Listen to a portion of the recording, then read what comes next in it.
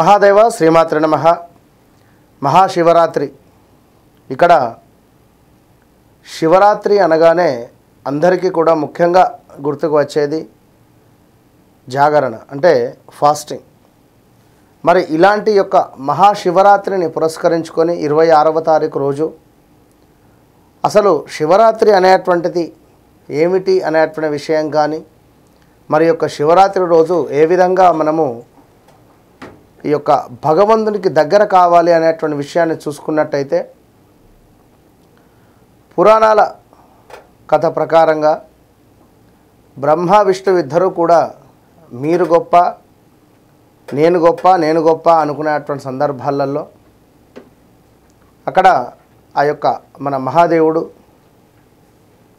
వారి ఇరువు కంటే కూడా తాను గొప్ప అనేటువంటి విధంగా ఇదే మహాశివరాత్రి రోజు ఒక లింగము ఆకారంగా ఏర్పడినటువంటి ఈ యొక్క మహాశివరాత్రి బ్రహ్మ విష్ణువులు అసలు ఆది ఎక్కడ, మూలం ఎక్కడ, అంతం ఎక్కడ కూడా కనుక్కోలేని విధంగా కూడా ఈ యొక్క లింగాన్ని రూపకంగా ఆ యొక్క మహాదేవుడు ఏర్పడిన తర్వాత ఎవరు కూడా కనిపెట్టలేకపోయారు. అదేవిధంగా సాక్షాత్తు క్షీరసాగర మదనాన్ని జరిగేటువంటి సందర్భాలలో హాలాహలము త్రాగినటువంటి రోజు ఈ యొక్క మహాశివరాత్రి రోజు అని చెప్పి కూడా కొన్ని ఇతిహాసాలలో చెప్పడం జరుగుతున్నది. అదేవిధంగా సాక్షాత్తు పార్వతీ పరమేశ్వరులు కూడా వివాహము చేసుకున్నటువంటి రోజుగా ఈరోజు అనేటువంటిది కూడా చెప్పడం జరుగుతూ ఉంటుంది. కనుక ఏది ఏమైనప్పటికీ కూడా మహాశివరాత్రి అంటేనే మనకు శివ అంటేనే మంగళం, మంగళకరం.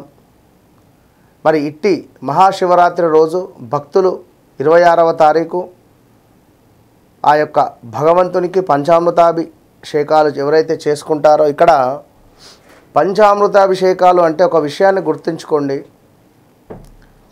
ఏదైతే మనకు మూలం ఉంటుందో, అంటే ఒక చెట్టు ఉంటుంది, అది కింద వాటర్ పోస్తే చెట్టుపై చెట్టు, 2 చెట్లు ఉంటుంది. చెట్టు కింద నీటిని పోసినట్టయితే పై చెట్టుకు కూడా నీరు అందేటువంటి పరిస్థితి ఉంటుంది. కనుక మనము చేసుకున్నటువంటి మంచి చెడును ఆధారంగా కొన్ని సందర్భాలలో ఈశ్వరునికి అభిషేకం చేసుకోవడం వల్ల గొప్ప పుణ్య ఫలితం అనేటువంటిది మనకు వస్తుంది. సో ఇక్కడ మహాశివరాత్రి రోజే ఎందుకు అంటే, సాక్షాత్తు ఈశ్వరుడు ఈ యొక్క విశేషంగా రాత్రి సమయంలో నిశి పూజగా చెప్పడం జరుగుతుంటుంది. ఇది ఈ శివరాత్రి రోజు రాత్రి సమయంలో లింగోద్భవ రూపకంగా కూడా స్వామివారు వెలిసినటువంటి సందర్భము. కనుక మరి ఈరోజు 26వ తారీఖు ఎవరైతే ఉన్నారో జాగరణ అనేటువంటి సందర్భంగానే కొందరికి దీపారాధన అనేటువంటిది ఉంటుంది. ఈ యొక్క దీపారాధన ఎట్లా చేసుకోవాలి, ఏ రోజు నాడు చేసుకోవాలి, ఒకవేళ దీపం కొండెక్కితే బాధపడము, ఇలాంటివి చాలా ఉంటుంది. సో దీపం కొండెక్కితే ప్రకృతి ఏదో గాలి వచ్చి కొండెక్కింది అనేటువంటి భావనలో ఉండండి. ఒక దీపాన్ని ఏర్పాటు చేసుకోండి, అఖండ దీపాన్ని ఏర్పాటు చేసుకున్న తర్వాత ఖచ్చితంగా కూడా అందులో ఒక 3 ఇలాచీలు వేసుకోండి. ఈసారి బుధవారము ఈ యొక్క శివరాత్రి వస్తుంది కనుక ఇంట్లో అయినా మీ యొక్క పూజా మందిరంలో అయినా 24 గంటలు కూడా దీపారాధన వెలిగేటువంటి విధంగా చూసుకొని అందులో 3 ఇలాచీలు వేసేటువంటి ప్రయత్నం చేయండి. 3 లేదా 5 మీ బర్త్ సంఖ్య. 1వ తారీఖు నాడు జన్మించినటువంటి వారు 1 ఇలాచీ, 5వ తారీఖు జన్మించినటువంటి వారు 5 ఇలాచీలు. ఇట్లా ఈ శివరాత్రి రోజు మీరు వెలిగించేటువంటి దీపారాధనలో వేసుకునేటువంటి ప్రయత్నం చేయండి. ఇక ఈరోజు పంచామృతాభిషేకం తర్వాత ఎక్కువగా కూడా ఎవరితో కూడా మాట్లాడకుండా శివపురాణము మనకు ఒక పుస్తకం అనేటువంటిది ఉన్నది, లేదా శివ కళ్యాణానికి సంబంధించిందైనా మీరు ఆ యొక్క కథను చదువుకునేటువంటి ప్రయత్నం చేయండి. ఇక ఈరోజు ముఖ్యంగా చూసుకున్నట్టయితే మనకు ఎక్కువగా కూడా ఈ యొక్క లింగాష్టకం కావచ్చును, లేదా మనకు ద్వాదశ జ్యోతిర్లింగ స్తోత్రాలు కావచ్చును, అదేవిధంగా రుద్రము లేదా రుద్ర కవచమైనా కావచ్చును, లేదా ఈశ్వరునికి సంబంధించినటువంటి 108 నామాలైనా పర్వాలేదు, లేదా శివాష్టకము కావచ్చును, ఇంకా అదేవిధంగా చంద్రశేఖరాష్టకం కావచ్చును. ఇంకా చూసుకున్నట్టయితే రుద్ర పారాయణము అంటే మామూలుగా రుద్రంలో మనకు నమకము కవచం, మన నమకము చమకం ఉంటుంది. ఒక నమకం ఒకటి చదువుకున్నా సరిపోతుంది, విన్నా కూడా సరిపోతుంది, గుర్తుంచుకోండి. అదేవిధంగా మృత్యుంజయ మంత్రం త్రయంబకం యజామహే సుగంధిం పుష్టివర్ధనం ఉర్వారకం బంధనాన్ మృత్యోర్మోక్షే అమృతాత్. ఈ మంత్రాన్ని సుమారుగా ఒక 1008 సార్లు చదువుకోండి. ఈ యొక్క మేషరాశి వారు, అదేవిధంగా కర్కాటక రాశి వారు, అదేవిధంగా సింహరాశి వారు, కన్యారాశి వారు, దీంతో పాటుగా ధనస్సు రాశి వారు, కుంభరాశి వారు, మీనరాశి వారు ఖచ్చితంగా మీరు మృత్యుంజయ మంత్రాన్ని చదువుకునేటువంటి ప్రయత్నం చేయండి. శివ సహస్రనామాలు కావచ్చును, శివ అష్టోత్తర శతనామాలు ఇలాంటివి ఇవన్నీ కూడా చదువుకోవడం వల్ల ఈ యొక్క మహాశివరాత్రి రోజు విశేషమైనటువంటి పుణ్య ఫలితం అనేటువంటిది మీకు దక్కేటువంటి పరిస్థితి ఉంటుంది. సో ఎక్కువగా ఎవరితోనైనా కూడా గొడవ పడకుండా ఉండేటువంటి ప్రయత్నం చేయండి, ఎందుకంటే కొన్ని సందర్భాలు మన చేయి దాటిపోతుంది. సో ఈరోజు ఈశ్వరునికి దగ్గరలో ఉండాలి అంటే ఎక్కడైనా కూడా వస్త్రాలను డొనేట్ చేసేటువంటి ప్రయత్నం చేయండి. మంచి వస్త్రాలను డొనేట్ చేస్తూ, అదేవిధంగా ఎక్కడైనా దేవాలయంలో ఫాస్టింగ్ ఉంటారు అందరూ కూడా.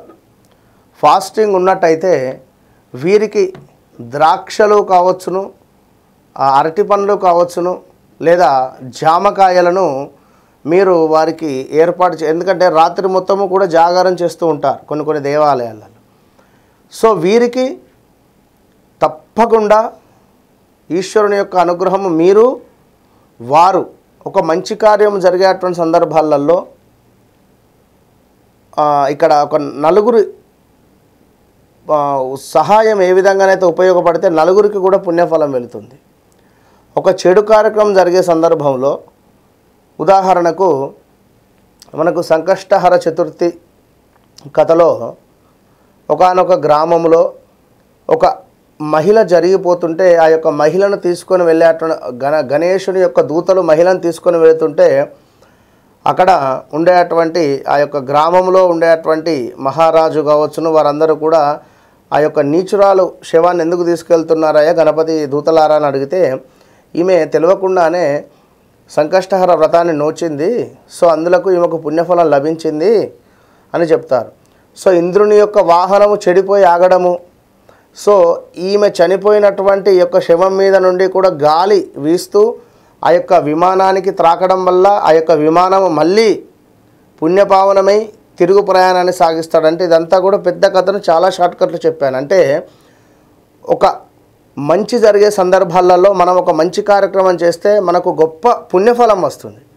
సో ఈ శివరాత్రి రోజు ఎక్కువగా కూడా ధర్మంగా ఉంటూ కొంత అబద్ధాలు మాట్లాడకుండా ఉంటూ అదేవిధంగా ధర్మమైనటువంటి విషయాలను ప్రచారం చేస్తూ ఈశ్వరునికి అభిషేకాలు కావచ్చును లేదా ఏదైనా ఒక క్రమంలో తనకు దగ్గరగా ఉండే ప్రయత్నం చేయండి. సో మొత్తం మీద ఈ యొక్క మహాశివరాత్రికి సంబంధించి ఎవరైనా కూడా చివరికి ఎప్పుడు అంటే మనకు లింగోద్భవ సమయముకు ముందుగా కొన్ని ప్రదేశాలలో శివ కళ్యాణం కూడా జరుగుతుంది.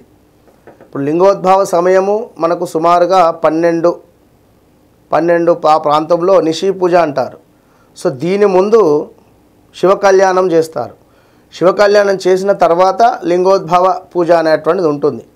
సో అలా ఎక్కడైనా శివ కళ్యాణం ఉన్నా కూడా ఆ యొక్క కళ్యాణం మీద కూర్చునేటువంటి ప్రయత్నం కూడా చేయండి, మంచి ఫలితం ఉంటుంది. All the best.